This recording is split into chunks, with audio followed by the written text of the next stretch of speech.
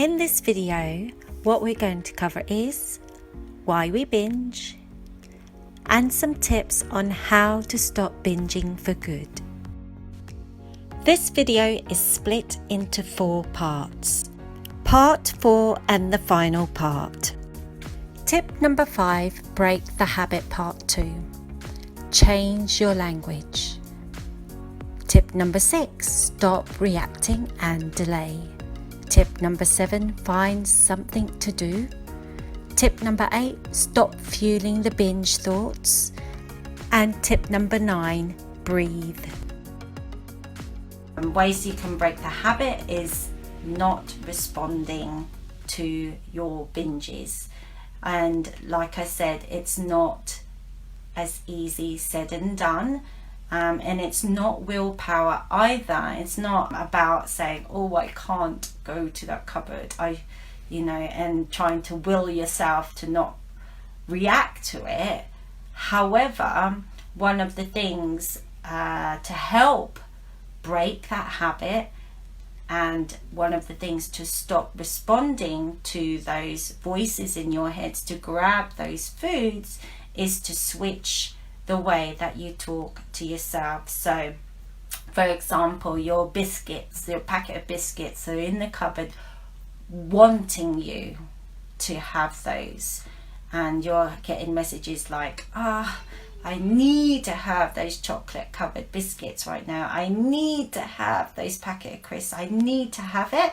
Instead, consciously say to yourself, even say it out loud, I could have those biscuits now, but I prefer to do some knitting for a while, or I prefer to have a banana.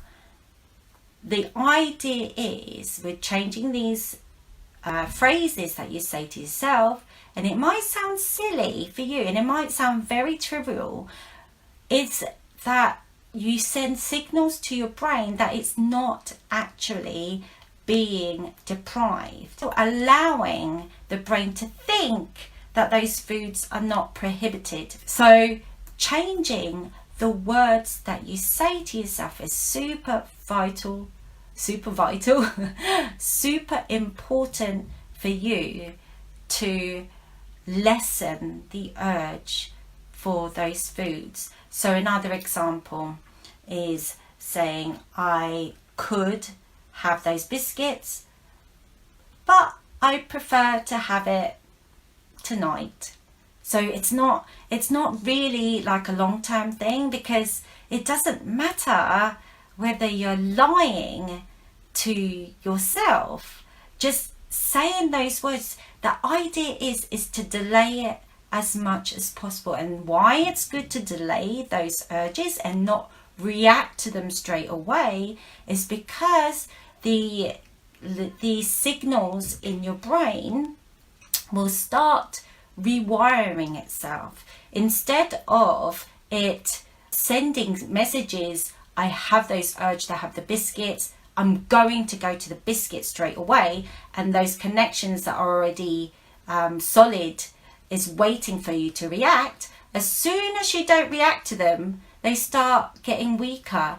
And the reasons why it gets weaker is because it will start forming other connections, and the connections you're doing by preventing or not reacting to those urges will then send signals to the brain, hey, hang on a sec, I can actually survive without going for those biscuits. And yes, maybe the first time you do it, it's going to feel excruciatingly painful, physically painful to stop yourself, but you're not stopping yourself. You're just saying, hey, come on, yeah, I see those biscuits, I see you. I could have that now if I wanted to, but I have it later instead. I could have that, but I prefer to do this instead. Just change it ever so slightly so it doesn't feel like willpower. Willpower, I mustn't, and there's no end to it.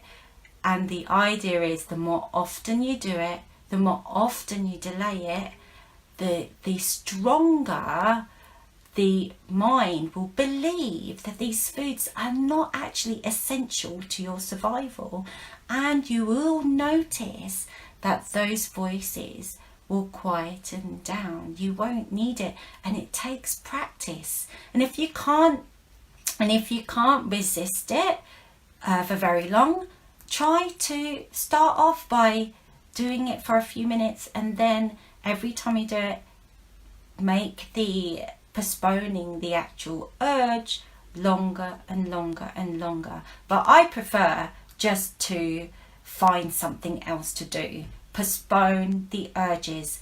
I love to knit. You could find a puzzle. Maybe you've got like a messy drawer you've been meaning to clean up. Another part of postponing it is also not feeding into the urges. Most of the time, what's going through your mind is you're reaffirming how good those foods are. Like, oh, I imagine that croissant out there is so buttery and I can feel it flaking in my mouth, or that custard cake. You're kind of having this fantasy over these foods. Shut that up straight away. Replace it with, I could have that. Don't fantasize how good it tastes. Fantasize over what you're going to do instead. So that is the biggest tip, honestly, is postponing the urges. This is going to change your life. Stop responding to them. And also, part of me postponing it is breathing exercises. It really does help. I suffer quite a lot with like anxiety when it comes to things, because I'm constantly challenging myself. And believe it or not, standing here talking to you right now is still something that, you know, I am fighting my unfamiliar territory. I still get really nervous before I go on here. So what I do is I do some breathing exercises, and I'll put a link onto really good breathing exercises during the time when you're feeling very overwhelmed with your feelings. I'll do like a 2-minute video so that you can use that as a tool. Anyway, that is basically it. So let me recap, because I do go on a little bit. So what I talked about in today's video is why we binge and why it is natural for us to binge. Various different factors. Statistics goes, the worrying part is if you have children, there's a 50% chance that you can pass your destructive eating habits to your children. So for me, that would be a huge motivation for me to stop my habits, is that I want to stop that chain right then. So the causes of binge eating is purely survival instinct. We are naturally driven to survive, and binging is only a result of the mind, our primitive mind, thinking it's in danger, thinking it's starving.